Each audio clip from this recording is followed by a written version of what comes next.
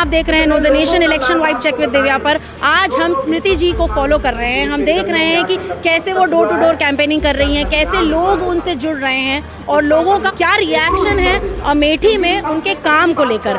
आइए हम जनता के बीच चलते हैं और आपको दिखाते हैं one day with Smriti Irani ji, सांसद अमेठी।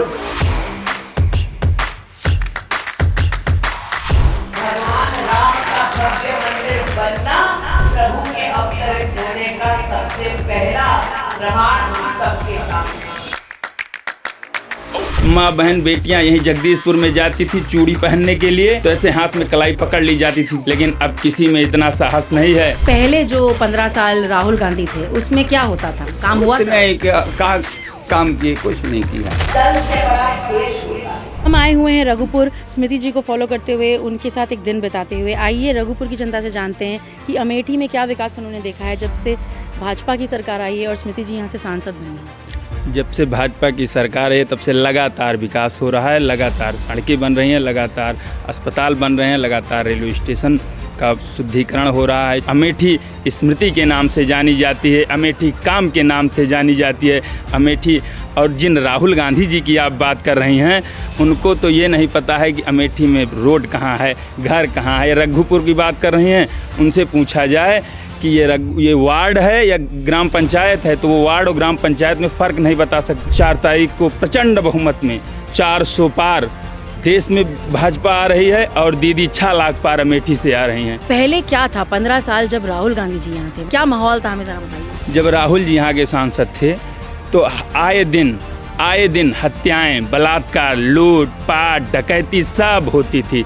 यहाँ कोई भागवत नहीं सुन सकता था, कोई कथा नहीं सुन सकता था। माँ बहन बेटियाँ यहीं जगदीशपुर में जाती थी चूड़ी पहनने के लिए, तो ऐसे हाथ में कलाई पकड़ ली जाती थी। पहनना ही है, बिना पहने नहीं जा सकती हो, लेकिन अब किसी में इतना साहस नहीं है। पहले जो 15 साल राहुल गांधी थे उसमें क्या होता था, काम हुआ? नहीं, काम किए, कुछ नहीं किया। मोदी जी का क्या काम आपको अच्छा लगता है पिछले 10 साल में? हमको सब कुछ अच्छा लगता है।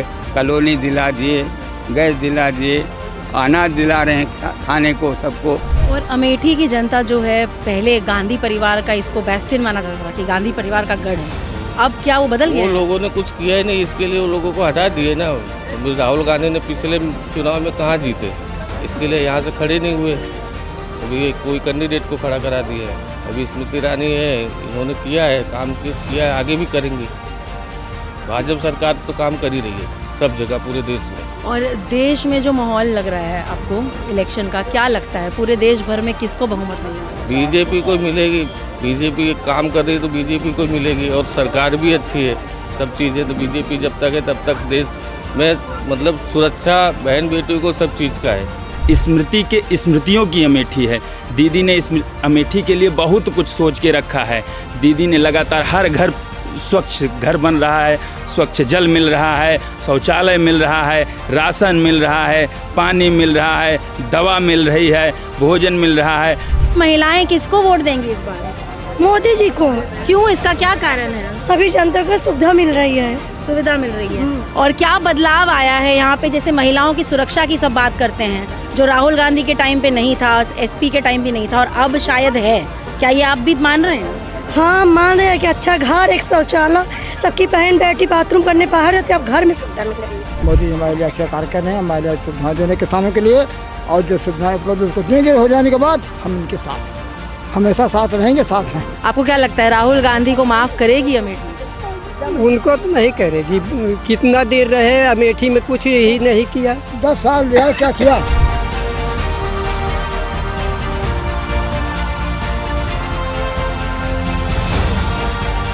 आपने देखा कि कैसे यहाँ के जो लोग हैं वो कैसे अमेठी की जनता के बारे में बता रहे हैं कि उनको सब याद रहता है, कौन उनके काम आया, कौन कितना काम आया और कौन उनसे संपर्क बनाए रखा।